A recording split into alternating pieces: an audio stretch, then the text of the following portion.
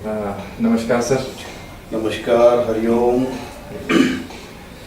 तो सर आज आपसे कुछ जानना चाहेंगे हम क्रिया योग के बारे में। कि क्रिया योग, सबसे पहले इसी सवाल से शुरू करते हैं कि क्रिया योग है क्या चीज़। मतलब क्या ये योगा है या साधना है या क्या है। एक लेमैन, एक आम इंसान जो कि नौकरी करता है या कोई छोटा मोटा बिजनेस या बिजनेस करता है, कॉर्पोरेट में है, वो अगर ये जानना चाहे कि क्रिया योग क्या उसके लिए भी है या सिर्फ उन्हीं के लिए है जो गुफाओं में रहते हैं या हिमालय में रहते हैं। तो क्या आप इसके बारे में कुछ बताएंगे, क्रिया योग क्या चीज़ है? देखिए, ऐसा है कि योग की अगर हम बात करते हैं तो आज के समय में ये इतना ज़्यादा फैल चुका है, इसको तो मुझे बताने की ज़रूरत है। मैं केवल योग की बात कर रहा हूँ कि आज हर बच्चा, हर इंसान जानता है कि योग क्या है, कपालभाति क्या है वगैरह। लेकिन आज से तकरीबन 50, 60 या 100 साल पहले तक भी योग इतना ना तो प्रचलित था, ना पॉपुलर था, और ऐसा भी समझा जाता था जैसे आपने कहा कि गुफाओं में और यहाँ रहने वाले और करने वाले। लेकिन जहाँ तक जिस योग की मैं ऐसे बात कर रहा हूँ वो एक आम एक इस तरह का योग है जिसमें आदमी आसन और प्राणायाम को ही योग समझ लेता है। आपने बात की क्रिया योग की। क्रिया योग की अगर हम बात करें, जिसको कि हम विद सम जैसे कहना चाहिए, जो भी हमने इसमें ऐड किया, जैसे हम सिखाते हैं लोगों को क्रिया कुंडली योग, बट बेसिकली क्रिया योग इस क्रिया योग, वो क्रिया योग लगभग 100 साल के करीब हो गए कि ज़्यादातर निकल करके गुफाओं से, आश्रमों से, या योगी और ध्यानी या ऋषि मुनि जो करते थे वो आम जनता के द्वार तक भी पहुंच गया है, लोगों तक पहुंचा। और अगर हकीकत में आपको बयां करूं तो आप ये समझिए कि क्रिया योग ही वास्तव में आज की सेंचुरी के लिए, आज के मनुष्य के लिए एक बहुत ही सशक्त उपाय है, और सचमुच में एक ऐसा योग है जो कि आज के मनुष्य को उसकी चेतना में, उसके पर्सनैलिटी में, और अगर हम बात करें कि उसके पूरे ओवरऑल पर्सनैलिटी डेवलपमेंट में, सर्वांगीण विकास में बहुत ही सहयोग दे सकता है। ऐसा नहीं है कि ये केवल गुफाओं तक और आश्रमों तक सीमित है। आज के मनुष्य के लिए बहुत उपयोगी। तो इसे कोई भी सीख सकता है।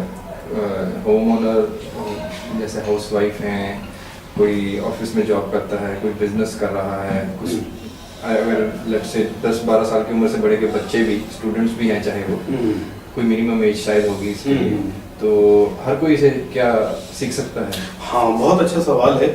ये तो हम भी मानते हैं कि जैसे लगभग 12-13 साल की उम्र हो जाए बच्चे की, तो उसके बाद वो इस योग को ढंग से सीख सकता है। हालांकि सीखने की कोई उम्र नहीं है। अगर कोई काबिल व्यक्ति है, काबिल बच्चा है, तो इससे कम उम्र में भी हम उसे इनिशिएट कर सकते हैं और सिखा सकते हैं। लेकिन हाँ, 12-13 साल की उम्र के बाद, चाहे वो लड़की है या लड़का है, कोई भी इसे सीख सकता है। और इसके विषय में ऐसी कोई भ्रांति या कोई ऐसे रहस्य वाली बात नहीं है। ये बल्कि देखा जाए तो योग का सच्चा स्वरूप है। एक मैं आपके इस कैमरे के माध्यम से लोगों से कहना चाहूँगा कि जो योग का वास्तविक स्वरूप है, जो योग की वास्तविक एक कला है, वो क्रिया योग के जरिए हम लोगों को पहुँचाते हैं। हम खुद भी जब इसमें इनिशिएट हुए और हमने इन क्रियाओं को किया तो पाया कि हाँ, ये योग और लोगों तक भी पहुँचना चाहिए। ठीक है। सो अगर ये पूछा जाए कि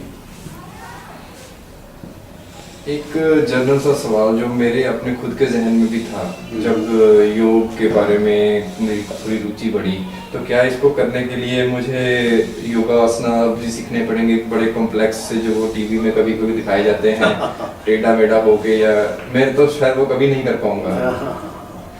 देखिए, ऐसा है, योग और योगासन में बहुत ब्रीफली मैं इस बारे में आपको एक बात बता देना चाहता हूँ। एक अंतर है। योगासन योग का एक अंग है, पूरा योगा नहीं है वो। अगर हम अष्टांग योग या पतंजलि योग की अगर हम बात करें तो उसमें 8 अंग होते हैं। अष्टांग योग हम उसे कहते हैं। यम, नियम, आसन, प्राणायाम, प्रत्याहार, धारणा, ध्यान और समाधि।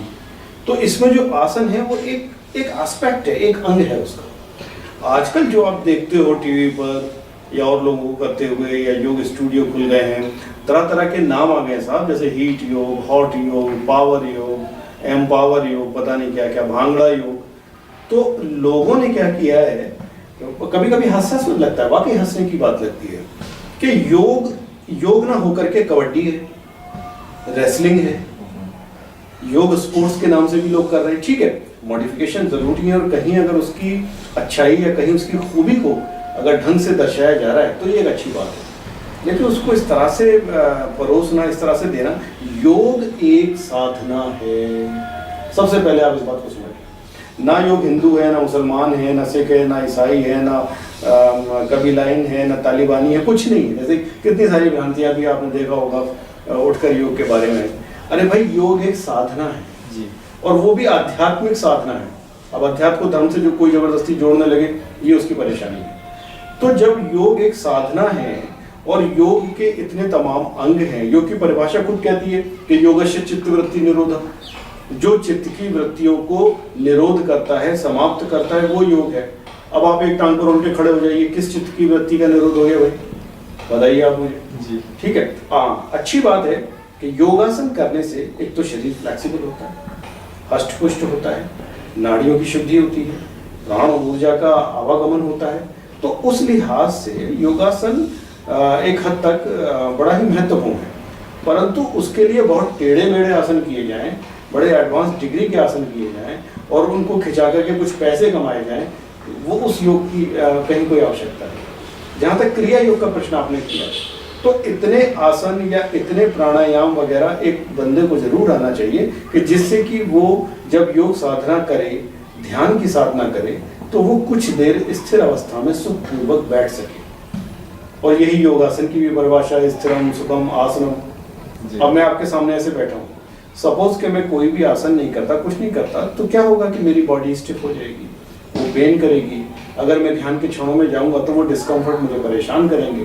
तो इसलिए और मिनिमम नॉलेज और minimum practice of योगासना is very good, लेकिन इसके लिए बहुत टेढ़े या ऐसा कुछ नहीं, सर्कस नहीं है जी।